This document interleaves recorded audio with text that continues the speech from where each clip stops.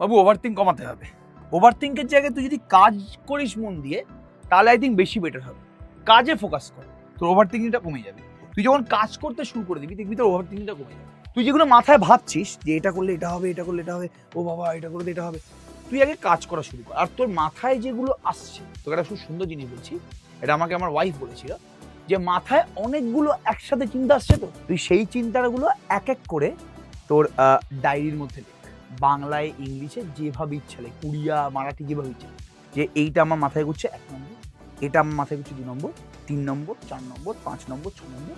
লেখার পরে দেখবি ইনস্ট্যান্ট 1 সেকেন্ডের মধ্যে ওই প্রবলেমগুলোর মধ্যে 50% প্রবলেম, মানে ওই প্রবলেমগুলোর 50% প্রবলেম সলভ হয়ে গেছে। দেখবি যে না ও অতটাও কঠিন না, ও আচ্ছা এই ব্যাপার স্যাপার, আচ্ছা তুই এটা রাস্তা পেয়ে গেছিস। এটা হচ্ছে পাওয়ার, রাইটিং এর পাওয়ার। আর তোর মাথা থেকে প্রবলেমগুলো বেরিয়ে হচ্ছে, তোর খাতার মধ্যে চলে এসেছে। এটাই খেলা। যেই মুহূর্তে তুই লিখে ফেললি না, তোর মাথায় যে প্রবলেমগুলো চলছিল তার মধ্যে 50% প্রবলেম সলভ হয়ে যাবে। যা, যদি এই কথাটা না মেলে তোরা আমার 4th সেমিস্টারের ব্যাচ কিনিস না। আমি এত বড় কথা